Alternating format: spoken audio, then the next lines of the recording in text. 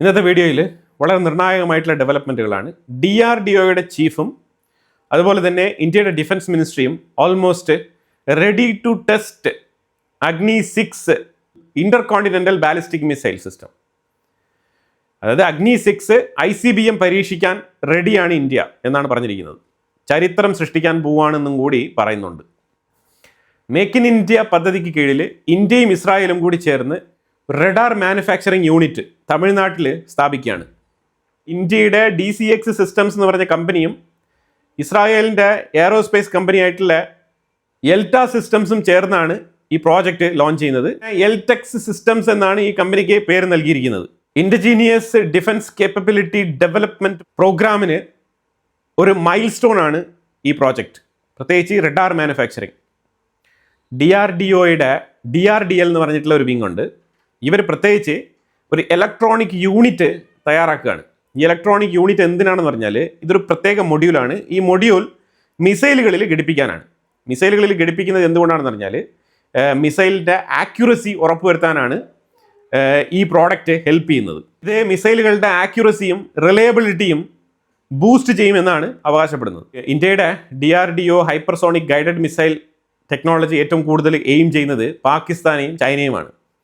അവർക്ക് വേണ്ടിയിട്ടാണ് നമ്മൾ ഈ ടെക്നോളജിയിൽ കുറച്ചുകൂടെ എഫക്റ്റീവായിട്ട് ഇൻവെസ്റ്റ്മെൻറ്റ് നടത്തി അതുമായിട്ട് ബന്ധപ്പെട്ട പ്രോജക്റ്റുകൾക്ക് മുൻഗണന നൽകുന്നത്. ഇതിനെ നമ്മൾ നെക്സ്റ്റ് ജനറേഷൻ മിസൈൽ കാറ്റഗറിയിലാണ് നമ്മൾ ഉൾപ്പെടുത്തിയിരിക്കുന്നത് ഈ പ്രോഗ്രാമിനെ. അപ്പോൾ അതുകൊണ്ട് ഇത് കൂടുതലായിട്ട് ആക്സലറേറ്റ് ചെയ്യപ്പെടുന്നുണ്ട് ഇപ്പോൾ DRDOയുടെ സൈഡിൽ നിന്നും. വിയറ്റ്നാമിൻ്റെ പ്രസിഡന്റ് ഇന്ത്യയിൽ വന്നിട്ടുണ്ട്, മിസ്റ്റർ ലാം. പുള്ളിക്കാരൻ പ്രൈം മിനിസ്റ്റർ മോദിയുമായിട്ട് ഇന്ന് ചർച്ച നടത്തി. സ്ട്രാറ്റജിക് പാർട്ട്ണർഷിപ്പ് സ്ട്രെങ്തൻ ചെയ്യുന്നതുമായിട്ട് ബന്ധപ്പെട്ട മീറ്റിങ്ങും അതിനോടനുബന്ധിച്ച ചർച്ചകളുമാണ് ന്യൂഡൽഹിയിൽ ഇന്ന് നടന്നത്. ഇന്ത്യയും വിയറ്റ്നാമും തമ്മിൽ 13 MOU സൈൻ ചെയ്തിട്ടുണ്ട്. അതിലുപരിയായിട്ട് 25 ബില്യൻ്റെ ട്രേഡ് ഗോൾ അച്ചീവ് ചെയ്യാൻ വേണ്ടിയിട്ട് രണ്ട് രാജ്യങ്ങളും തമ്മിൽ ധാരണയായിട്ടുണ്ട്. ടോട്ടൽ 18 വിഷയങ്ങളുമായിട്ട് ബന്ധപ്പെട്ട് നടത്തിയ ചർച്ചയിലാണ് 13 വിഷയങ്ങളിൽ ഒരു ധാരണയിൽ എത്തിയിരിക്കുന്നത്. അങ്ങോട്ടും ഇങ്ങോട്ടും MOU സൈൻ ചെയ്തിരിക്കുന്നത്. ഈ MOU സൈൻ ചെയ്ത് കഴിഞ്ഞാൽ അത് ഇൻറ്റൻറ്റ് ആണ്. ഇൻറ്റൻറ്റ് മീൻസ് ഈ ഡിസ്കഷനിൽ നമ്മൾ സംസാരിച്ച പോയിന്റുകളെല്ലാം ഉൾപ്പെടുത്തിക്കൊണ്ട് അങ്ങോട്ടും ഇങ്ങോട്ടും ഓക്കെ പറഞ്ഞിട്ടുള്ള ഡീലുകൾ ഫർദർ സ്റ്റെപ്പിലേക്ക് മുന്നോട്ട് പോകാൻ വേണ്ടിയിട്ടുള്ള ഒരു പ്രൈമറി എഗ്രിമെൻ്റ് ആണ് MOU എന്ന് പറയുന്നത്. മറ്റ് 18 വിഷയങ്ങളുമായിട്ട് ബന്ധപ്പെട്ട് നടത്തിയ ചർച്ചയിൽ ഇനിയും 5 വിഷയങ്ങളിൽ ചർച്ചകൾ വീണ്ടും നടത്തേണ്ടതുണ്ട്. അത് അങ്ങോട്ടും ഇങ്ങോട്ടും ധാരണയാവാത്തത് കൊണ്ട് 5ഉം പെൻഡിങ്ങിൽ ഉണ്ട് എന്നുള്ളതാണ് നമ്മൾ മനസ്സിലാക്കേണ്ടത്. ഇതിൽ മെയിനായിട്ട് എക്കണോമിക് സൈഡിൽ വരുന്ന കോൺട്രാക്റ്റുകളാണ് കൂടുതൽ. അതിലുപരിയായിട്ട് ഇൻഫർമേഷൻ ടെക്നോളജി IT സൈഡുമായിട്ട് ബന്ധപ്പെട്ട് കോൺട്രാക്ട്സും ഇതിനകത്ത് സൈൻ ചെയ്തിട്ടുണ്ട്. ടെക്നോളജിക്കൽ ഡൊമൈൻസ് എന്ന് പറഞ്ഞ കാറ്റഗറിയിൽ ഒരു MOU സൈൻ ചെയ്തിട്ടുണ്ട്. പിന്നെ വളരെ പ്രധാനമായിട്ട് റിസർവ് ബാങ്ക് ഓഫ് ഇന്ത്യയും സ്റ്റേറ്റ് ബാങ്ക് ഓഫ് വിയറ്റ്നാമും ഒരു ധാരണയിൽ എത്തിയിട്ടുണ്ട്. അതായത് ട്രാൻസാക്ഷനുമായിട്ട് ബന്ധപ്പെട്ട വിഷയത്തിൽ, കറൻസിയുമായിട്ട് ബന്ധപ്പെട്ട വിഷയത്തിൽ ഇന്ത്യൻ കറൻസിയിലും വിയറ്റ്നാം കറൻസിയിലും പേയ്മെൻറ്റ് നടത്താൻ വേണ്ടിയിട്ടുള്ള എഗ്രിമെൻറ്റ് സൈൻ ചെയ്തിട്ടുണ്ട്. അതിനെ വിശേഷിപ്പിക്കുന്നത് financial connectivity between two Nations എന്നാണ് അത് റിസർവ് ബാങ്ക് വിശേഷിപ്പിച്ചിരിക്കുന്നത്. അപ്പോൾ എന്തായാലും 2030 ഇന്ത്യയും വിയറ്റ്നാമും തമ്മിലുള്ള ട്രേഡ് 25 ബില്യണിലേക്ക് ഉയർത്താനുള്ള ശ്രമം രണ്ട് രാജ്യങ്ങളും നടത്തും എന്നാണ് പറഞ്ഞിരിക്കുന്നത്. ഞാൻ ഇതിനു മുമ്പ് ഒരു വീഡിയോ പബ്ലിഷ് ചെയ്തിട്ടുണ്ടായിരുന്നു. ഖാലിസ്ഥാനികൾ ഒരു പൊതുശല്യമായിട്ട് കാനഡയിൽ മാറുന്നുണ്ടെന്ന് പറഞ്ഞിട്ട്. അവർ കാനഡയ്ക്ക് മാത്രമല്ല ഇന്ത്യക്ക് പണ്ടേ ഒരു ശല്യമാണ്. അതുകൊണ്ടാണ് അവർ ഇന്ത്യ വിട്ട് കാനഡയിൽ പോയി ഒളിവിൽ താമസിക്കുന്നത്. ഇപ്പം അമൃത്സറിൽ, ഇന്ത്യക്കുള്ളിൽ, പഞ്ചാബിൽ BSF ക്യാമ്പിൻ്റെ ഉള്ളിൽ ഒരു പൊട്ടിത്തെറി. ഈ പൊട്ടിത്തെറിയിൽ ക്ലെയിം ഏറ്റെടുത്തിരിക്കുന്നത് ഖാലിസ്ഥാനികളാണ്. ചൊവ്വാഴ്ച രാത്രിയാണ് ഈ ട്വിൻ ബ്ലാസ്റ്റ് അവിടെ സംഭവിച്ചത്. ഇത് ഇന്ത്യക്കുള്ളിലുള്ള സെക്യൂരിറ്റി, നാഷണൽ സെക്യൂരിറ്റിയുമായിട്ട് ബന്ധപ്പെട്ട വിഷയത്തിൽ ചോദ്യം ഉയർത്തുന്നുണ്ട്. പ്രത്യേകിച്ച് പഞ്ചാബ് എന്ന് പറയുന്നത് ഒരു ബോർഡർ സ്റ്റേറ്റും കൂടിയാണ്. ഈ ബോർഡർ സ്റ്റേറ്റ് ഉയർത്തുന്ന സെക്യൂരിറ്റി കൺസേൺ ചെറുതല്ല. അത് നമുക്കങ്ങനെ കണ്ണടച്ച് മുന്നോട്ട് പോകാനും പറ്റില്ല. രാത്രി 10:50 PM പോലീസിന് കോൾ വരുന്നത്, അമൃത്സർ പോലീസിന് കോൾ വരുന്നത്.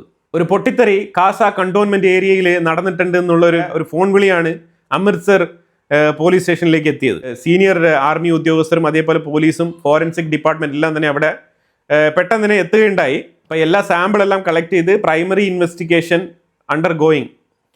അപ്പോൾ അങ്ങനെ അവിടെ പരിശോധന നടത്തിക്കൊണ്ടിരിക്കുന്ന ആ സമയത്താണ് അടുത്ത് മറ്റൊരു സ്ഥലത്ത് വേറൊരു ബ്ലാസ്റ്റ് സംഭവിക്കുന്നത്, ജലന്ധറിൽ.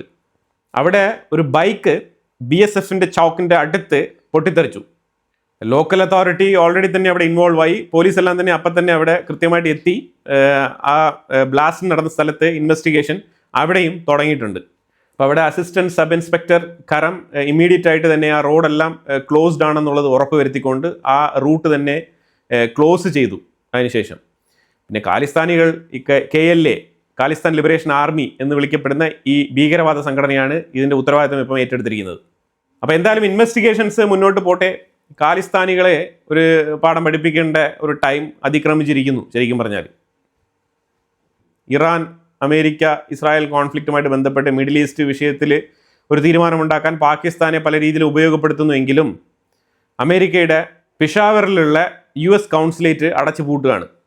സെക്യൂരിറ്റി കൺസേൺസ് അതാണ് മെയിനായിട്ട് മനസ്സിലാക്കേണ്ടത്. അതായത് പാകിസ്ഥാൻ എന്ന് പറഞ്ഞ രാജ്യത്തിനുള്ളിൽ സുരക്ഷിതമായിട്ട് അവർക്ക് അമേരിക്കയുടെ കൗൺസിലേറ്റ് തന്നെ തുറന്ന് പ്രവർത്തിപ്പിക്കാൻ പറ്റുന്നില്ല എന്നുള്ള സാഹചര്യമാണ്. ഈ സാഹചര്യത്തിലാണ് വൈസ് പ്രസിഡന്റ് JD വാൻസിനെ വരെ ട്രംപ് പാകിസ്ഥാനിലേക്ക് അയച്ചു വെച്ചത്. പാകിസ്ഥാൻ എന്തുകൊണ്ടാണ് 3 മുതൽ 5 കിലോമീറ്റർ ദൂരപരിധിയിൽ, അതായത് ഇറാൻ അമേരിക്ക മീഡിയേഷൻ മീറ്റിംഗ് നടക്കുന്ന സെറീന ഹോട്ടലിനെ ചുറ്റിപ്പറ്റി 5-6 കിലോമീറ്റർ വിസ്തീർണത്തിൽ ഹൈ സെക്യൂരിറ്റി ഉറപ്പുവരുത്തിയിരുന്നു എന്നുള്ളത് ഇപ്പോൾ മനസ്സിലായല്ലോ. ഇതാണ് അതിൻ്റെ പ്രധാനപ്പെട്ട സംഗതി. ബംഗ്ലാദേശ് വെസ്റ്റ് ബംഗാളിൽ ഉണ്ടായ പൊളിറ്റിക്കൽ ചേഞ്ചിനെ പോസിറ്റീവായിട്ടാണ് നോക്കിക്കാണുന്നതെന്ന് ബംഗ്ലാദേശിൻ്റെ പ്രൈം മിനിസ്റ്റർ താരിഖ് റഹ്മാൻ പറഞ്ഞു വെക്കുന്നുണ്ട്. പുള്ളിക്കാരൻ ടീസ്റ്റ എഗ്രിമെൻറ്റ് പുനഃസ്ഥാപിക്കാൻ വേണ്ടിയിട്ടുള്ള എല്ലാ ശ്രമങ്ങളും നടത്തും എന്നാണ് പറഞ്ഞിരിക്കുന്നത്. ഈ ടീസ്റ്റ പാക്റ്റ് നിർത്തിയതിൽ മമതാ ബാനർജിക്കെതിരെ ശക്തമായി ആഞ്ഞടിച്ചിട്ടുണ്ട് ബംഗ്ലാദേശിൻ്റെ പ്രൈം മിനിസ്റ്റർ. പിന്നെ മറ്റു രാജ്യത്തിൻ്റെ പ്രൈം മിനിസ്റ്റർ ഇന്ത്യക്കുള്ളിലുള്ള ഒരു സ്റ്റേറ്റിലെ CMനെ ഇങ്ങനെ കണ്ടംപ്റ്റ് ചെയ്യേണ്ട ആവശ്യമൊന്നുമില്ല. എത്ര തൊട്ടടുത്ത് കിടന്നാലും ഇന്ത്യക്കുള്ളിലുള്ള താല്പര്യങ്ങൾ ഇന്ത്യക്കുള്ളത് മാത്രമാണ്. അതിപ്പം ടീസ്റ്റ പാക്റ്റ് ആയിക്കോട്ടെ, ഏത് തരത്തിലുള്ള എഗ്രിമെൻറ്റും ആയിക്കോട്ടെ. BJP ഇതിനെ എങ്ങനെ കാണുമെന്ന് എനിക്കറിയത്തില്ല. Mamata Banerjee also part of India, അത് അങ്ങനെ തന്നെയാണ് നമ്മൾ കാണേണ്ടത്. അതുപോലെ ഇറാനിയൻ ഫോറിൻ മിനിസ്റ്റർ അബ്ബാസ് അരക്ചിയും ചൈനയുടെ ഫോറിൻ മിനിസ്റ്റർ വാങ് യിയും തമ്മിൽ ചൈനയിൽ വെച്ചിട്ട് കൂടിക്കാഴ്ച നടത്തിയിട്ടുണ്ടായിരുന്നു.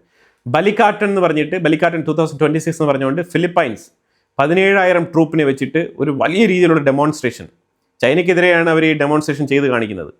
പ്രത്യേകിച്ച് തായ്വാൻ വിഷയങ്ങളൊക്കെ ടെൻസ്ഡ് ആയിട്ടിരിക്കുന്ന ഒരു സാഹചര്യത്തിൽ ഇത് ഏപ്രിൽ 20 തുടങ്ങിയ ഒരു മാസ് മിലിറ്ററി ഡ്രില്ലാണ്. ഇതിൽ നിരവധി രാജ്യങ്ങൾ പങ്കെടുക്കുന്നുണ്ട്. America, Australia, Canada, France, Japan, New Zealand ഈ രാജ്യങ്ങളൊക്കെ ഇതിൽ പങ്കെടുക്കുന്നുണ്ട്. 4 പാകിസ്ഥാനി സോൾജേഴ്സ് കൊല്ലപ്പെട്ടിട്ടുണ്ട്. ബലൂചിസ്ഥാൻ അൺസർട്ടനിറ്റി, BLA അൺസർട്ടനിറ്റി നിലനിൽക്കുന്ന ഒരു പശ്ചാത്തലത്തിൽ ഈ ബസനി എന്ന് പറഞ്ഞ പോർട്ടിൻ്റെ അടുത്ത് പ്രവർത്തിക്കുന്ന മൈനിൽ നടന്ന ബ്ലാസ്റ്റിൽ 4 സോൾജേഴ്സ്, പാകിസ്ഥാനി സോൾജേഴ്സ് കൊല്ലപ്പെട്ടിട്ടുണ്ട്. 2 ചൈനീസ് കമ്പനികൾ ഗുജറാത്തിൽ സെമി കണ്ടക്ടർ ഫാക്ടറി ഓപ്പൺ ചെയ്യാൻ തയ്യാറായി വന്നിട്ടുണ്ട്. 3,936 കോടി ഇൻവെസ്റ്റ്മെൻറ്റാണ് ഈ 2 കമ്പനികൾക്കും. ചൈനയുടെ ക്യാബിനറ്റിൽ ഇതിന് അപ്രൂവൽ കിട്ടിയിട്ടുണ്ട്.